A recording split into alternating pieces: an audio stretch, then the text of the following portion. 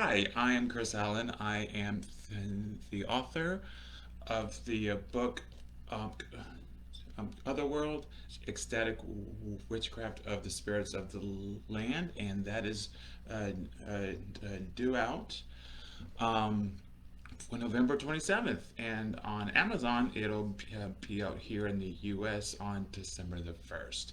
So, a little bit about me. I'm a brand new author with Moon Books, and I can't tell you how happy and privileged I am about it, and how I'm excited to work with these folks. And I've I've had other books published before, and it's always about shamanism or spirituality and or witchcraft and magic and things like that. But today I want to talk about a little about nature shamanism. So, what is nature shamanism? Nature shamanism is basically working with the spirits of the earth, of the plants, of the trees, of animals, the sky, anything that we consider natural. And what makes for nature shamanism a little bit different than witchcraft, because in witchcraft, of course, you work with the spirits as well, is in nature shamanism or all shamanism. For not only do you have a, a relationship with the spirits, you journey to them. So you journey to them in the other world. So, what is the other world? For those of you who are newer to shamanism and magic and spirit communication, so other world comes from the the Celtic and the European countries, and it's just simply is another way of saying the spirit world. Some people say it's the astral plane. Some people say it's a little different from the astral plane. But you know what I always say, and what I always like to teach all my students is that it doesn't matter how the spirits or the other world are described in books. It's better to have a very tangible, hands-on experience. And how do you do that? Well, I'm going to teach you a little bit about that today. Um, so, why do we even want to work with the spirits of the earth and spirits of the other world in the first place? Well, first of all, it's very healing. So the earth, um, I work a lot with the Native American communities, specifically with the Lakota. And my teachers have always taught that the earth is where we get all of our healing. It's where we get all of our medicine, healing from the herbs, and even energetically from animals, the sky, leaves, trees, and all those things.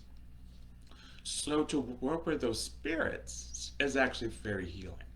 Um, the other thing is that we always hear that if you're feeling a bit off, or you're feeling like a little depressed, or just like you need to find yourself, to go take a walk in for nature. So nature is just naturally balancing. It balances us.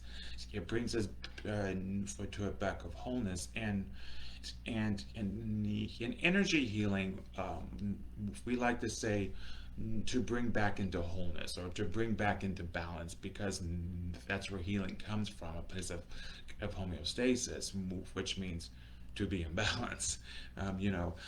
Even the colors of the earth and the plants and trees actually bring us into balance. The color green, if we think about the green on the rainbow, or the green in the chakra, it's at the halfway point, so it's a very balancing point.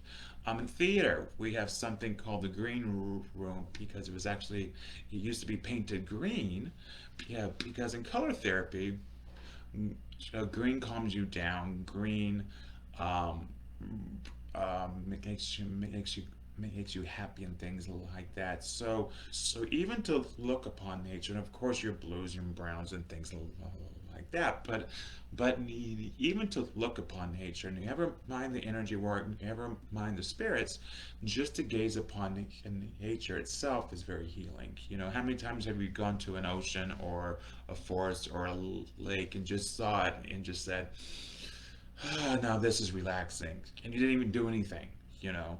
So, the other thing when it comes to working with the spirits of the earth and the land is that they will strengthen your powers, and they will strengthen your psychic activity, and they will strengthen your magic and things like that.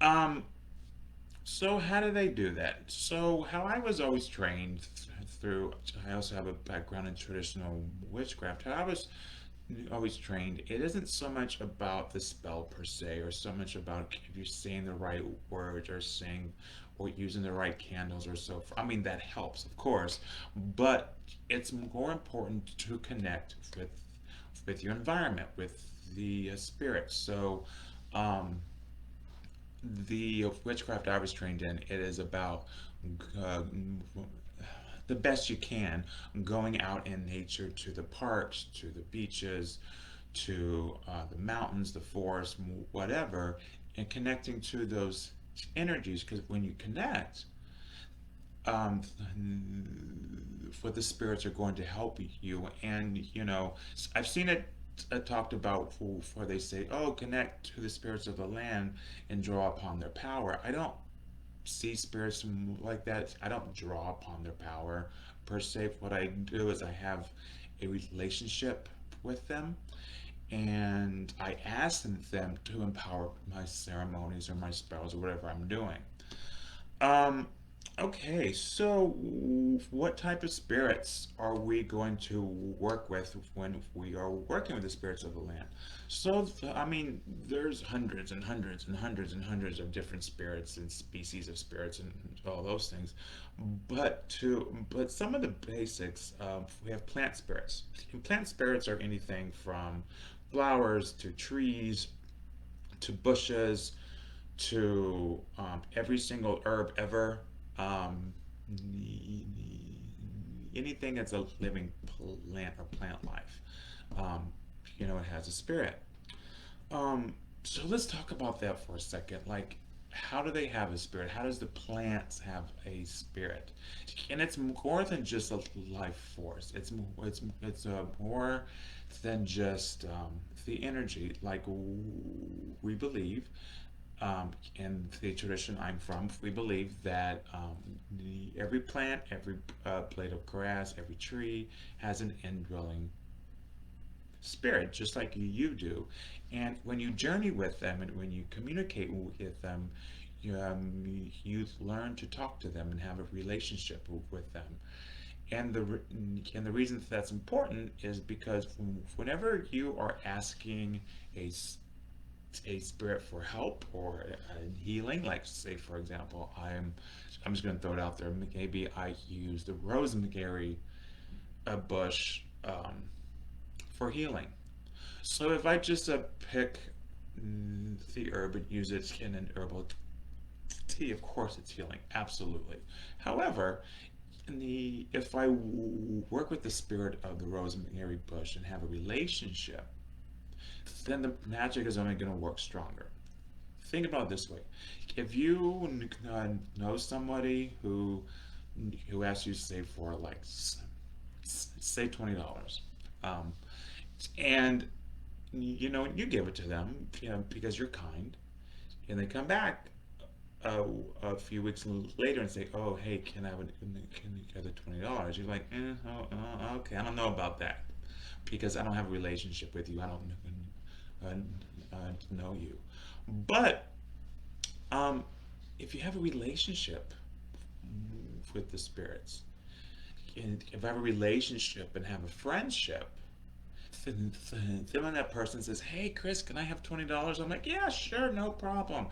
"Oh, hey, I'm a little bit short again. Can I have another $20?" "Sure, here you go." You see the difference between having a relationship with the energies, with the spirits, and, some groups call them the powers or whatever.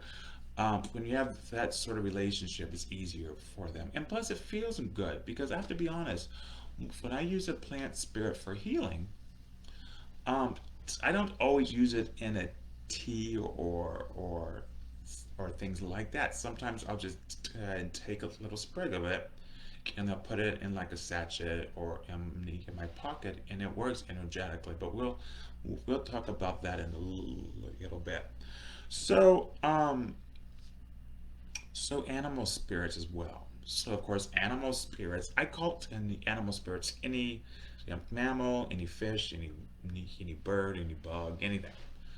Um, Different traditions have different things. Like so, for example, um, some some traditions have like taboos about working with certain animals, but I always say you use your own experience and guidance and speak with the animal yourself. So, for example, if you follow a great pantheon, then like the owl, is one of the sacred animals of Athena and means wisdom and power and things like that. However, in Lakota and some of the other Native American traditions, the owl can be a messenger of death. So if an owl comes to see you, it can be a very frightening thing because it means someone in your home either could pass away, or it could mean that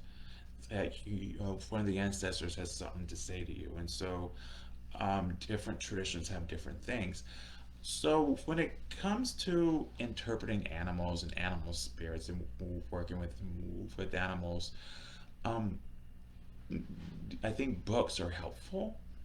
In my book, Otherworld, I have a chapter on animal spirits and things like that, but I don't teach you things like, oh, the bear means this and the raven means this. I don't say that. The reason is, first of all, there's already a ton of books out there that say that. The other thing is that it's kind of like dream interpretation. You want to have your own interpretation. And the reason I say that is just like when I talked about a second ago about the different meaning to different cultures of the owl. To the Greeks, it's wisdom and power. To the Lakota, it means death. So it means different things. And that has to do with your upbringing, your culture, um, and your personal experiences. So I say, if you're really curious about working with animals and their powers and how they can heal or, or help you in your magic, then you want to have a relationship with them. And at the end of this, I'm going to save some time because I know we're going to have a question and answer thing, but I want to do a little. Um, I want to teach you how to do a little shamanic journey so that you could, after you watch this video, you can go home and can do this yourself as well. Um, let's see here. So another thinking that's common to work with the other world and spirits of the land are the fairies and elves. So people ask me all the time, what is the difference between a fairy and an elf? So from my research and my experience, it's mostly regional. So so fairies are the fae, are more from Celtic countries, whereas the elves are more from Northern European culture countries. And I say that because in all the research I've done and all the lore that I read and stories, they have a lot of the same features, and they look very similar, and they have some of the same taboos and things like that. And one of the most interesting things that I found, and again, everyone has their own research and experience and things like that, but one of the most interesting things I found is that they were saying that elves are a little bit more trusting to humans that for them fairies are. I'm not sure why. I would be interested to have conversations with other people who have theories about that. But the fairies and elves, and I kind of lumped them together, not because they're the same people, but just because they're very similar, and in their powers and things move like that. So why would you have a relationship with the fairies and elves? Well, so again, healing, like they're considered one of the best healers. Also, magic. They're able to teach you a lot of magic and things like that. Um, One of the things I want to really stress, because I want to spend a few minutes and talk about fairies and elves, and I feel like I'm talking very fast too, because I'm used to an audience. Even on Zoom, I'm used to seeing people, and right now I see myself in the chat, so it's kind of funny. So I think I have a little bit of nervous energy, but anyway. um so I want to talk a little bit about fairies and elves and stuff. So one of the main things that I really want people to go home with after this is that fairies are not the little teeny tiny sprites, or pixies, or the little fairies that you see on cartoons and things like that. That actually didn't become popularized until the Victorian time period. And I have one of my friends and teachers who really studies the Irish mythology and stuff, and he was saying that the reason that all of a sudden the fairies, who are normally seen as very tall, like for sometimes even taller than people, as very bright and very shining and powerful beings. Um, but he was saying that the reason he found in his research is that, because in the Victorian times, it's when Christianity was trying to take power away from some of the pagan spirits, like the fairies and the elves, and so they basically shrunk them down to little pixies and things. Um, but anyway, so the fairies and elves, they're seen as very tall, very. I mean, to be honest, the closest I've seen, and I know you're gonna laugh, is like when you see the fairies or the elves on Lord of the Rings or The Hobbit and things like that. To be honest, that's how I see them, but you may see them completely differently, which is fine. So the little pixies and things like that, a lot of people talk about in some of the books, especially when they say, "Oh, they steal your keys," or "Oh, they cause mischief." For those are definitely spirits of nature, absolutely, but they're not fairies or elves in the traditional sense.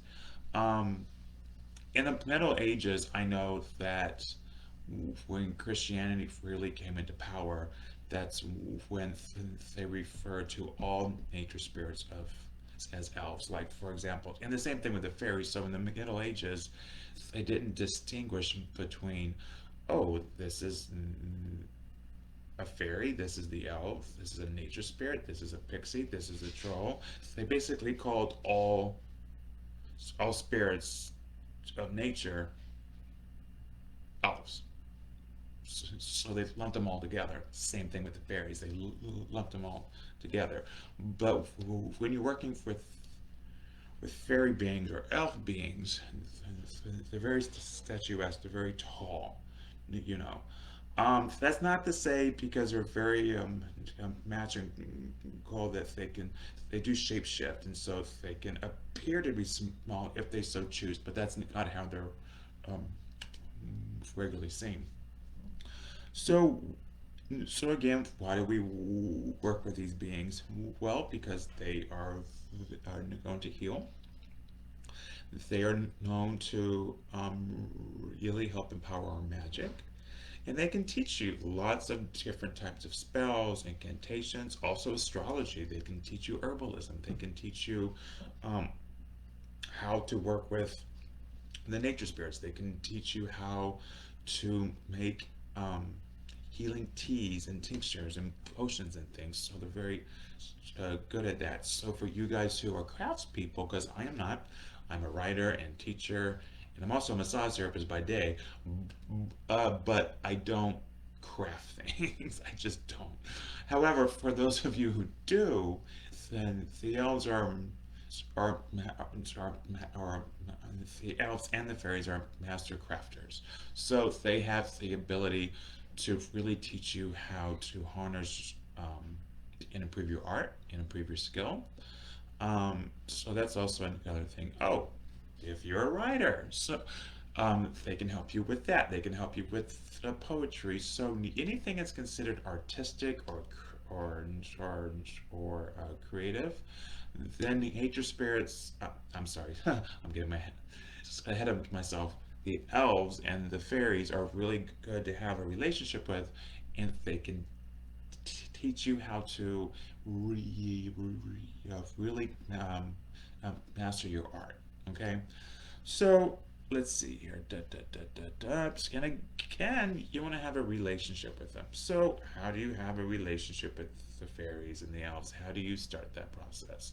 Well, the first thing I say is that you want to give them offerings. You want to be respectful to them and the land. Um, for example, whenever I go to do a ceremony outdoors, I'm going to talk about the outdoors here in a second too. Whenever I have a ritual, or if I'm just walking or going for a walk, I take some trash bags with me, some small, not big, just enough to fit in the car or fit in my backpack, and I'm gonna clean up the area. I also have gloves. I put on gloves and I pick up soda cans, beer cans, all types of trash and stuff like that. And when you do that, the the fairy beings, are going to start to take are going to start to pay attention to you. They're going to see your aura. I believe they can see your aura. It's that, hey, you're a spiritual person who cares about the earth, and so that is going to start to build that trust. And when you give offerings, and offerings can be anything from water to food to flowers to ale to meat to wine, sometimes hard liquor, little cakes, pastries, things like that. Um, the rule I have is that I don't want to pollute the park or the areas. I also want to leave healthy things for the animals, because of one of the teachings I was always taught is sometimes the spirits will shapeshift into an animal, and they may eat the offering, which they should, and you want them to. So leave them water, leave them food, leave them things that won't hurt them if they choose to eat it. Um, okay, so let's see here. I want to talk a little bit about Mother Earth and stuff like that. And let's see here. I want to check something with the chat. Okay, there we go. I need to scroll down, or I'm so used to talking that it's so hard to uh, do two things at once. I think I'm a good multitasker, but when it comes to computers, not so much. So I will try to make sure I'm scrolling down. If you guys have questions as I'm as I'm talking, or you need me to repeat myself, or you need something, just feel free to put it in the comments, and I'm gonna try to be good about making sure I'm scrolling and stuff like that. I'm just peeking at the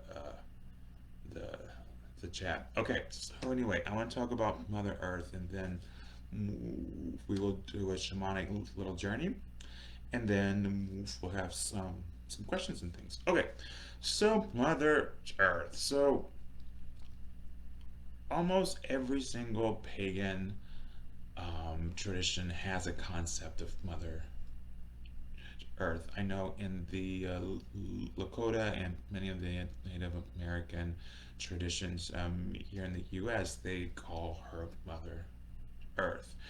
You know, and and the Greeks, they have Gaia, which is the same thing.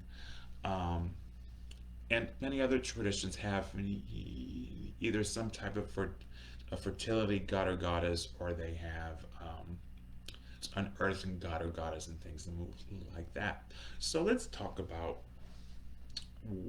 why we connect with Mother Earth and things like that. So we all know from our beginning training that the Earth gives us everything that we need. It gives us our food, our water, the air. It gives us a warmth. It gives us shelter. It gives us everything we need, and she provides for us. And this is why we call her our mother. And if you think about it, we as living beings, as all humans, we came from the earth. We were born from the earth itself in evolution, and so if we were actually born from her, and in death, we will uh, be taken back into her. Like some of us are buried, some of us are cremated or whatever. But either way, eventually we will return to the earth. So, what is it about the earth? So, let's go a little bit deeper into that. So, so the earth itself also brings us back into balance.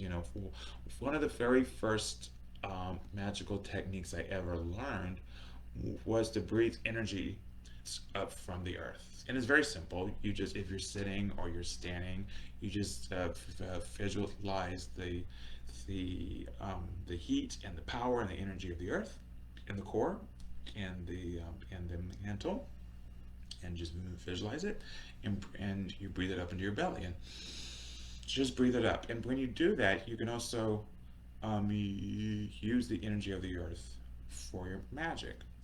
But it's also good for healing, because if you think about it, we are created from the earth. We're born from the earth, so it only makes sense that the earth can heal us too. So she can heal us in many ways. One of the obvious ways is that what we've already talked about is is it through the plant and animal spirits and things like that. Through the teas and medicines and things like that, through trees and plants. Another thing is that the earth has a life force. The earth has I talk about in my book Otherworld, I talk about the regenerative force of the earth. And just to, I don't want to give too much away, but just to give you an idea, it's what makes things grow. And so if you can you use that in your healing magic, if you can harness that in your ceremonies, then you're going to have a whole lot of good healing energy. So let's talk about what happens if you're disconnected from the earth. So, okay, so let's talk about going outside in this day and age of COVID and quarantine and stuff like that. And I'm not sure, I know different places around the world have different things happening. I know in Chicago, like, I'm allowed to go to a park. I can't go to the beach, but I can I can go to a park or something as long as I have a face mask on and I'm social distancing. But not not everyone has that. So what do we do? And it's summer. Um, I know for those of you um, on the southern part of the hemisphere that it's winter now, but for us here it's summer, and it's kind of a bummer because I wanted to do the summery things and be in the park and do ceremonies on the beach and do my full moon by the lake. I'm in Chicago, so we have the lake. Um, so what do you do? Well, there's a few things you can do. The first thing I would do personally is I would check out what I can and cannot do in my city or in my state, because every place is different, you know. The other thing is that if you have to stay inside, and some of us are differently abled, and so it's not as easy to go traipsing through a park or go traipsing through the beach or the mountains. So what do? You can actually create a shrine in your home of nature. It's funny because my partner loves plants, and he has plants everywhere. So I have nature in my house all the time. But you can have a corner of the room, or maybe a designated area, or if you have a front or back porch, or a balcony, or patio, or anything like that, you can put all types of plants and flowers and things. And I'm gonna tell you, uh, the one of the coolest things about doing plants, and I'm not a gardener at all, like, I strangely am one of those people, if I buy a plant, it will never die. I don't know why. I can forget to water it, I can forget everything about it, and it still lives. I guess it's my it's my energy, I don't know. But anyway, um, um, so when you're like planting things and putting in, and you're buying plants, say from the plant store or wherever, and you're repotting them and getting your hands in the dirt, it's really balancing. It's really healing. It's really good. It feels nice because we're connecting to the earth. You know, it's very important. You know, but again, have flowers, have plants, and they don't have to be expensive. You can get a good fern for hardly anything, and you know, if you have a few plants, and that's your connection to nature.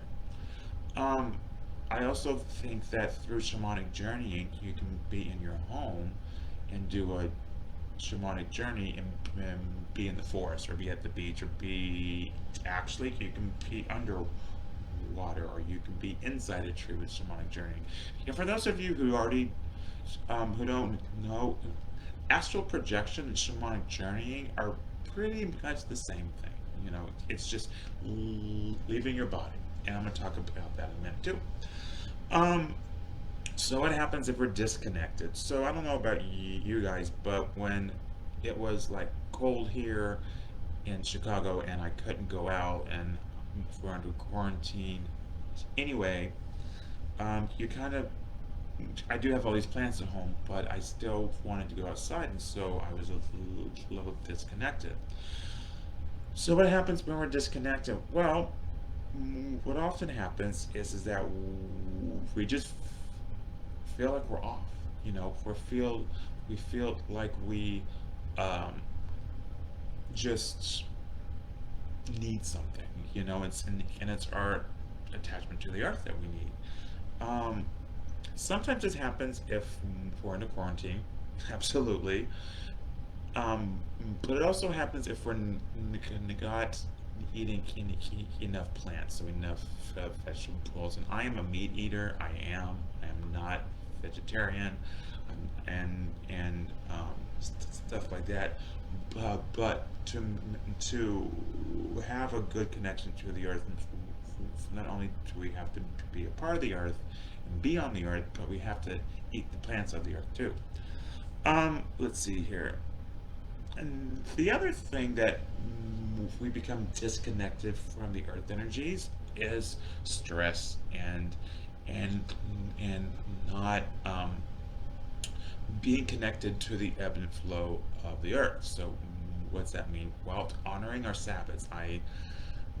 Um, I follow many different traditions, but I do like the Neo-pagan wheel of the year. I do like that. I like my solstices and equinoxes and my full moons and things like that.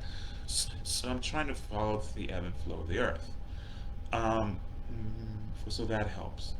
And yet again, to reconnect is to be a part of the earth in some way. So like planting and or gardening, or going for a walk if you can. Um, and I know a lot of you have heard that many times before, but this time, what I would like you to do, rather than just being aware of the energies, I would like you to try to become aware of the nature spirits. So when you're working with plants and when you're working with the earth itself, or going for a walk if you're able to, um, as you go, try to be aware. And being aware doesn't necessarily have to mean, oh, I can see spirits, because some people haven't developed that yet. But sometimes it can just mean sensing them with your heart. Just sense with your heart. Because I think in my own psychic evolution, um, before I could see spirits, I could feel them. I knew they were there. And I've talked to many people. A lot of people start that way, and like sometimes it feels like, well, I can't see you, but I think you're there. I know.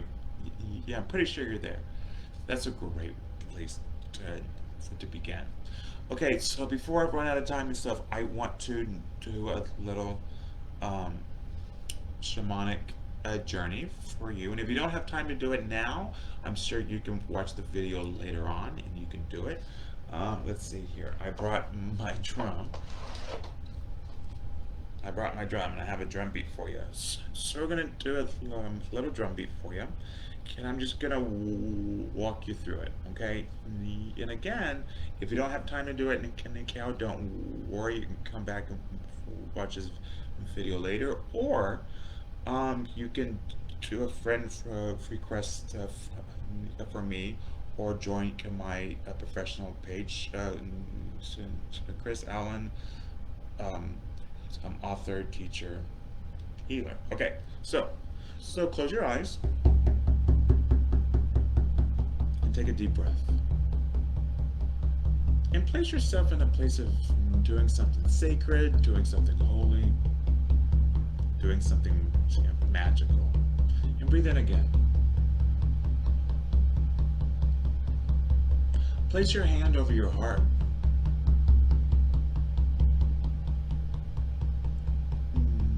And with your heart,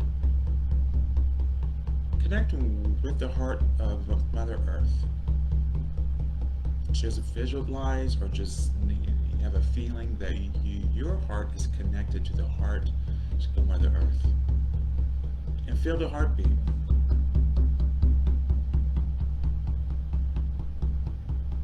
And be connected. And now see yourself, visualize yourself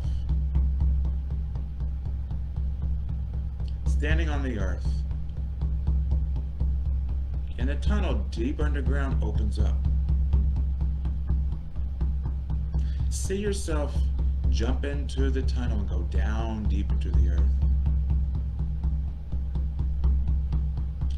Can you find yourself in the home of the goddess Mother Earth herself? To you, what does it look like? What do you see?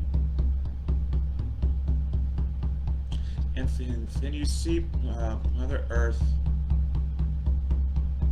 standing there before you.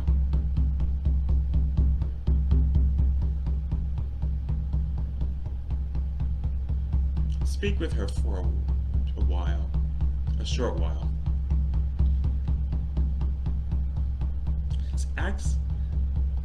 Ask if she has any wisdom for you. Anything you need to know, George, anything that'll help heal you. And then ask her what you can do for her. And I'll give you just a second.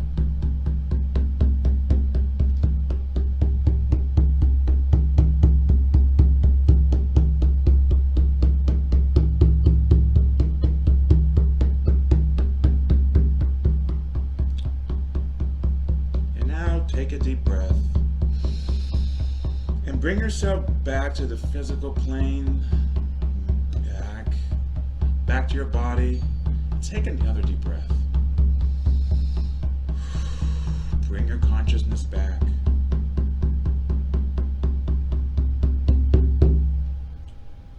And now place your heart over your hand. Place your hand over your heart again.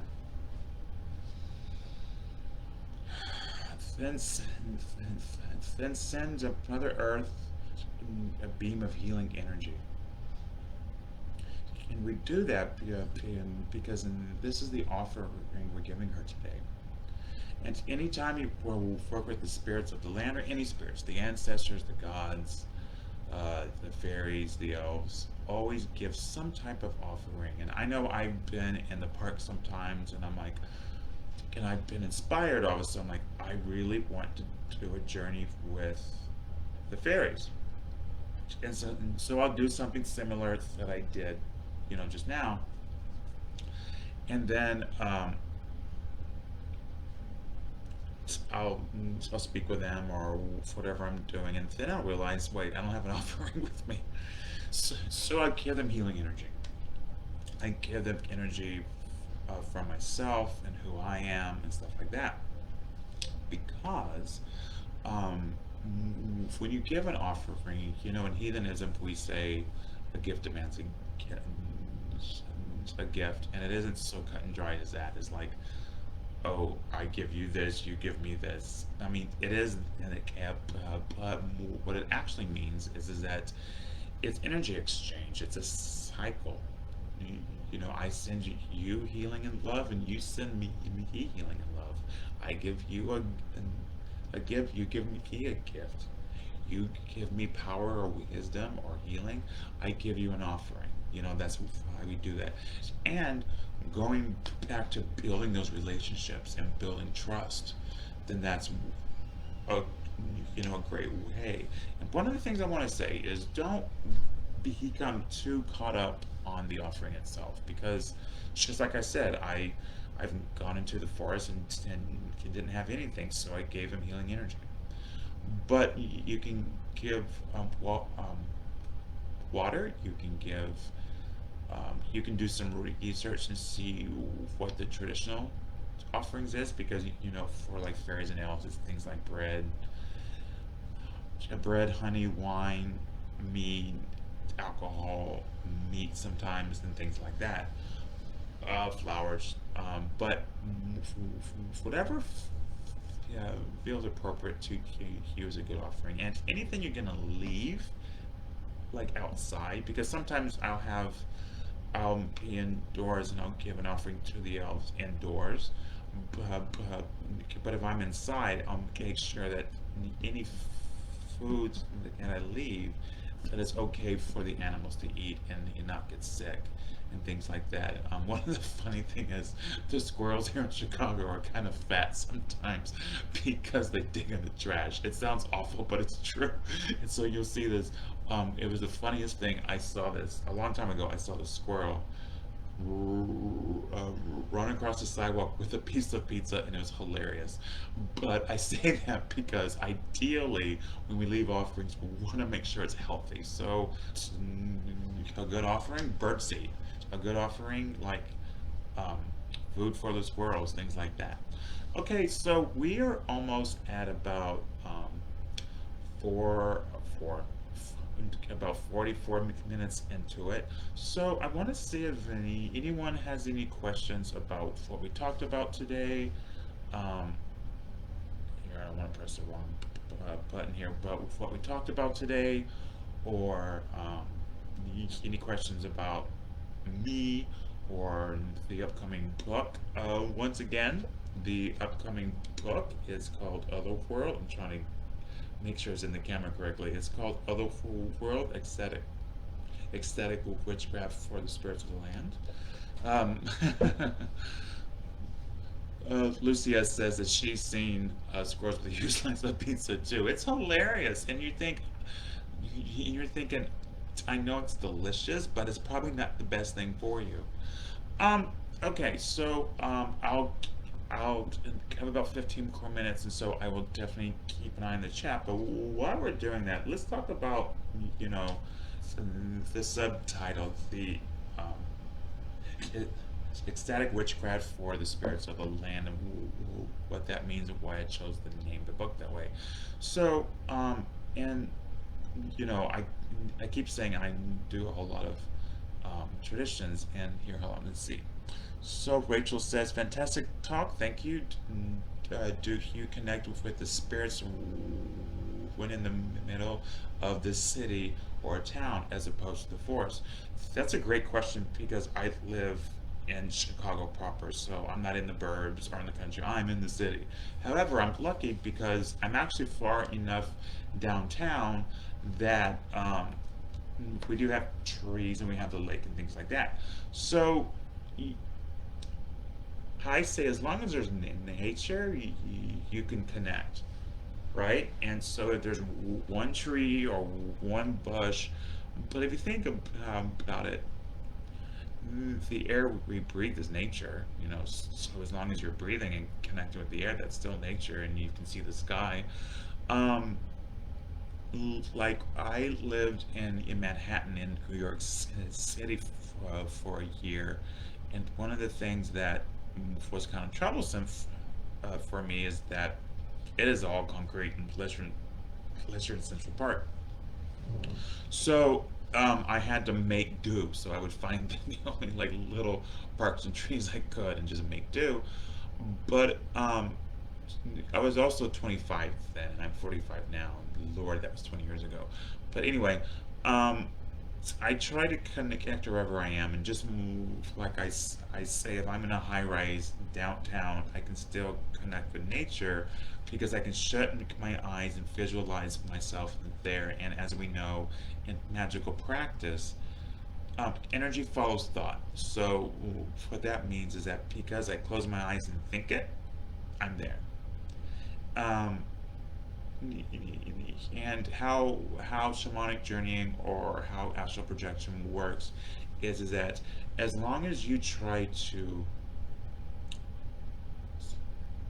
smell the air, feel the ground beneath your feet, connect to the energies,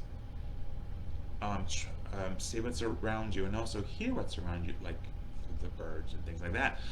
Um, then you're going to have a stronger connection. So when I am in the city or in a high rise or wherever I am, and I'm like, oh, I want to connect with the nature spirits, I close my eyes and I see myself there, and I'm like, okay, what do I see? What do I hear? What do I smell? Can I taste anything? So, for example, is there fruit? Stuff like that. And yes, you can eat things from the other world or from the nature. I know that for some people there is a taboo against eating food from fairies. I eat food from the fairies all the time, but maybe that's why I wrote this a book because I'm too connected. I don't know. I just made that up. but but anyway, let's see. Are there any other questions? Okay, so the subtitle Ecstatic Witchcraft of the Spirits of the Land. So I'm a very tactile person, so I touch things and I dance. I was a dancer at one point. I'm a massage therapist, so I need to move. And so, ecstatic witchcraft is something I've, I've, I've gravitated towards, and that just simply means like using witchcraft in a shamanic way, or in trance, and things like that. When they say you've reached ecstatic bliss. Um, One of the practices that I talk about in the book is I talked about Sather, and there's a different types of Sather, and there's the one that was popularized by Diana Paxton, and it's the ceremony of the high seat, is where the witch or the heathen sits on an elevated seat, and they chant and they sing the sacred songs, and she she goes into the other world for prophecy. So the other type of of a sedative was popularized by Jan Fries, and I could be mispronouncing her name, his name, I'm not sure. Anyway, Jan talks about the shaking and swaying technique to do sorcery, and so I really like those two aspects of witchcraft about, you know, getting um, your hands dirty in the dirt and really doing magic with the spirits, with through dancing or shaking or through shamanic journeying in the Fae and stuff like that. So that's why I call it ecstatic witchcraft, because for me, I also enjoy ceremonial magic, and I like it a lot. But right now, my focus is having a visceral experience, you know. Um, but that's just me, that's what I like and things like that. Okay, so were there any other questions at all? Because I can, I'm a Gemini, so I can sit here and talk the rest of the time about whatever. I'm fine with that. Um, okay, let's see. I'm just going through the chat really quickly. Okay, so so let's talk about unless I see another question, let's talk about reconnecting to the earth in this time of quarantine. What are we gonna do? Um, First and foremost, if you can, do a journey and shamanically see yourself or visualize yourself in nature, do so. If you have the opportunity to step outside and sometimes just breathing in the sun, that's really going to help too, because I know a lot of us are feeling very disconnected. We're feeling very like, I'm frustrated, I can't do this, I can't do that. But then we have this fear factor that if we do go outside, we might get sick or something, or we may make someone else sick.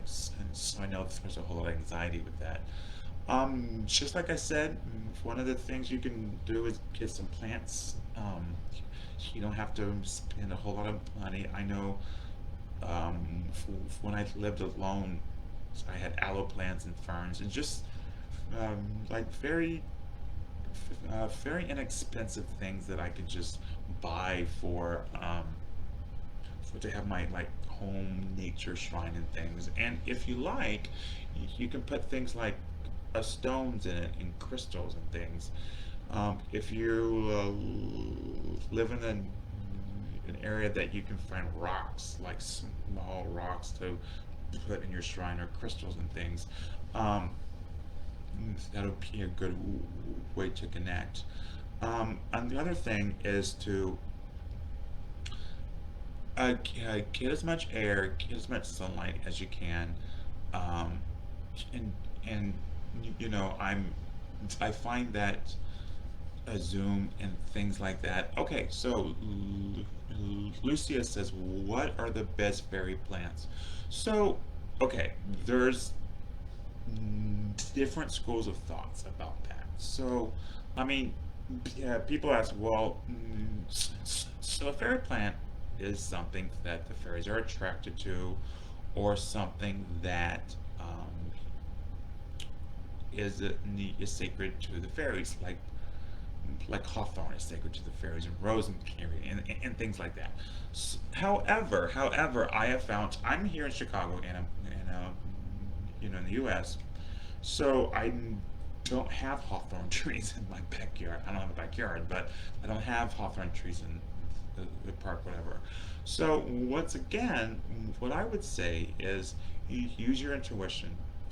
I think a lot of us are trained to ignore our thoughts and intuition, but if you see a plant and you think, oh, that seems like a fairy plant to me, then it probably is a fairy plant, because you have to remember a lot of the Lauren, Lucia, I don't know what country you're from, so um, but I will say a lot of the lore that we have on fairies comes from Britain, and so it's a design for plants from Britain. Now, granted, in the U.S. and in Europe and in other countries, I mean, we can sometimes get those plants too.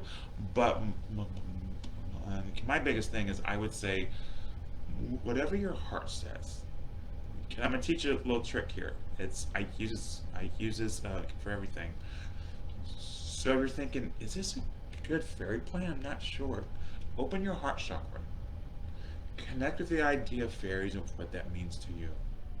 You know, and then what you're gonna do is just send a beam of energy to the plant and ask it and say, "Are you a fairy plant?" And see what it says. And if it feels positive, then yes. If it feels no, then not so much. But you have to remember, I have found in my own experience that fairies love all plants, so you're not gonna harm. You're not gonna harm them. But just use your intuition and use that heart technique. Like open up your heart chakra, send a beam of energy to the plant and say, are you a fairy plant, or would the fairies enjoy your energy? You know, I hope that helps. Okay, let's see. So, any other questions? So we have a few more minutes, just about 3 more minutes here. But okay, another thing I'm just gonna talk about I'm gonna talk about the book until someone shuts me up. Um, but one of my favorite chapters in the Otherworld book is the very last chapter. I talk about dragons, and not so much the get the logical idea of I know there's this idea sometimes in neo-paganism that if like there's a dragon, if you call if you call the four corners, it's a dragon of air, a dragon of water, or if you, I don't know. I mean, I've seen that it kind of, I don't, that isn't the tradition I follow. The dragons that I use are actually energies of the land. And in the book, I talk about how to have a relationship with the dragon energies of the land, so that you can work um, with those particular energies and forces in a real, tangible way. And the book has like healing. Uh, it's got some. It's got some dragon magic in there for healing, for protection, for spellcraft, things like that. But as with anything, as with every single chapter in the book, it's about teaching you how to have a relationship with the dragons, so that you can ask them to help you in your in your magic and things like that. And where it comes from traditional witchcraft. Um, it was so funny because when I was first trained in from witchcraft, I didn't really understand that there were like all these different thousands of magical traditions. I just, it was called witchcraft, and my teacher would take us to the forest, and we would talk to the fairies, and then we would go to a graveyard and talk to the ancestors, and then we would, like on the a full moon, talk to the gods and the goddess and things like that. So my witchcraft is very, like I say, like very tactile and things like that. And and not that I've also been trained in ceremonial Kabbalah, and like I'm an initiate of the OTO as well, so I do appreciate good like ceremony planets and stuff like that. But the ecstatic aspect of it, and plus, like if you notice through the talk, I have a stutter, and so and I can talk okay. I mean, I'm doing okay, I think, but it isn't about the voice. It isn't about what you say, or if you're saying the right thing, or if you're saying the wrong thing. When you're doing dance or ecstatic witchcraft and moving your body or breathing or opening up your heart, it's about just letting your consciousness sink into a place of the astral and a place of the spirit, and really connecting for that magic. And to me, um, so, for to me, I found I get better results than if I was to like just read someone else's a spell out of a book, you know. Um, for there any other questions before we say goodbye today? I will say I've had so much fun. Um, I, I, I really enjoyed the talk and seeing the chat and everything, and I hope everybody is having a wonderful afternoon in the U.S. or a wonderful evening in the U.K. And don't forget, the book comes out on November the 27th. So pre-order now. All right. Thank you so much. And you guys have a wonderful day. Thank you so much.